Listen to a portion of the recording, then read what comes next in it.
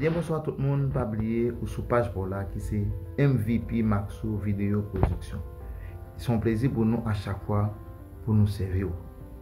Mais aujourd'hui, nous venons présenter une vidéo ça côté PM Gary Coney t'a installé comme ministre intérieur.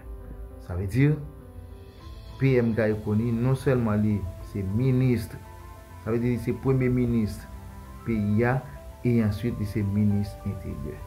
Bien, mesdames, messieurs, sans ne pas perdre du temps. On a cette vidéo ça ensemble. Pendant cette vidéo ça, pas oublier, like, partager vidéo ça n'importe côté sur toute plateforme qui existe. Et bien, on nous suit ensemble, mesdames, messieurs, installation PM Gary Coney comme ministre intérieur. Le poids de la participation du ministère de l'Intérieur à l'aménagement du territoire, le poids de la gestion du flux migratoire, le poids d'une partie de la sécurité des frontières de concert avec d'autres institutions publiques, le poids de l'impulsion et de la coordination des collectivités territoriales et du développement des territoires. Ces missions régaliennes dévolues au ministère de l'Intérieur et des collectivités territoriales en font un véritable centre nerveux d'où s'initie, s'élabore et s'exécute une multitude de politiques qui irriguent et façonnent la vie de la nation. Monsieur le ministre sortant, vous avez su tenir la barre dans les moments compliqués de la vie de notre pays. Vous avez gardé le cap pour que le pays ne sombre pas complètement dans l'anarchie et les situations toujours plus difficiles à résoudre. La nation vous est reconnaissante et vous constituez en tant que fils de son communautaire l'une de ses réserves de grande qualité. À ce moment crucial de la vie de nation, il est impératif de rappeler que nous vivons des moments exceptionnels.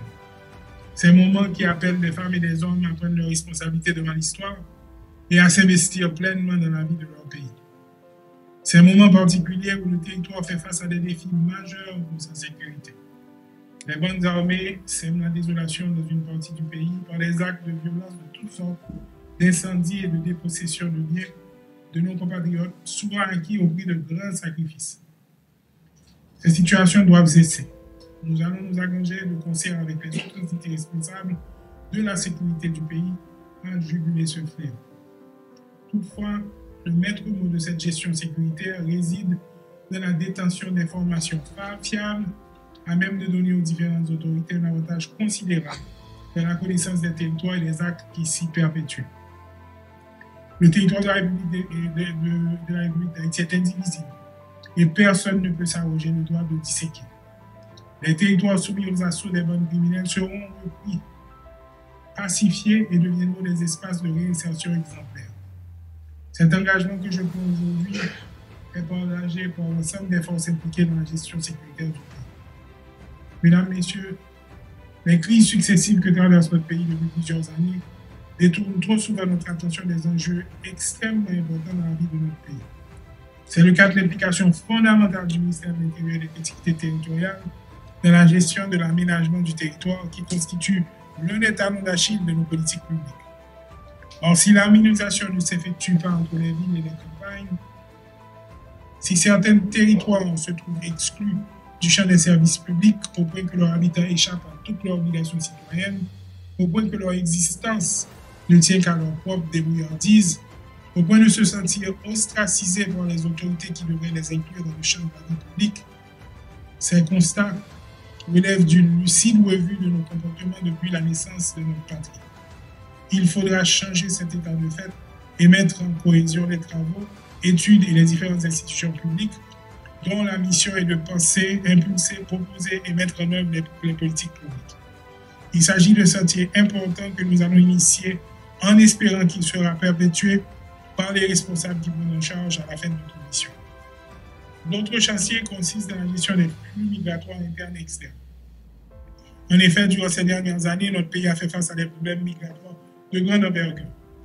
Au-delà des problématiques de non-rétention des forces vives et d'érosion mortifère de nos capacités, cet état de fait devrait constituer pour nous, dirigeants, un moment de grande réflexion et de conception de politiques appropriées. En effet, la migration interne, qui renverse depuis plusieurs années le paradigme consistant à emprunter le chemin des provinces et campagnes vers la capitale, devait permettre à l'État de doter les territoires de services, lieu de vie personnelle et professionnelle appropriée en vue d'initier un développement endogène salutaire pour nos concitoyens.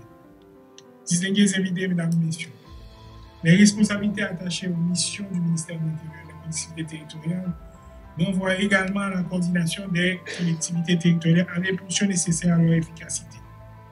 Le rôle fondamental des collectivités dans le développement des territoires constitue une vérité universellement reconnue, même dans les pays où la décentralisation balbutie.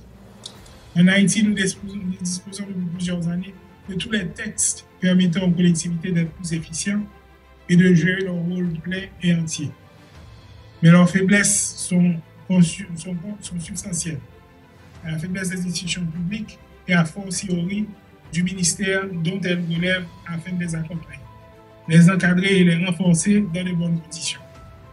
Les constats sont éloquents. Les solutions doivent résider dans la volonté des autorités politiques de mettre en place des politiques publiques pour faire des collectivités les véritables poumons du développement. Nous prendrons dans les prochains jours des initiatives rationnelles et réalistes en vue de renforcer les actions en cours de changer de la trajectoire dans le cadre de nouvelles approches. Qu'il s'agisse du renforcement des capacités en gestion organisationnelle et fonctionnelle, en ressources humaines, en fiscalité, en projet de développement et dans l'appropriation pleine et entière des missions de collectivité, l'État jouera pleinement son rôle sans démagogie ni faux semblants. Au cadre et employé du ministère de l'Intérieur et des collectivités locales, je sais pouvoir compter sur votre professionnalisme et votre volonté d'avancer ensemble dans la même direction. Ces derniers temps, les multiples événements vous ont poussé dans vos retranchements et ne favorisent pas la sérénité dans la réalisation de vos tâches. Mais je vais travailler sans relâche afin que les activités reprennent complètement dans nos locaux centraux ainsi que dans les différentes structures du ministère. Notre mission est trop importante pour le pays. Pour cela, nous ne pouvons perdre une minute dans les tergiversations et les contemplations sans offrir des alternatives de remise en marche de l'appareil public. Soyez assurés de ma détermination et de toute l'ouverture d'esprit qui me caractérise. Je vous remercie de votre attention. Merci beaucoup.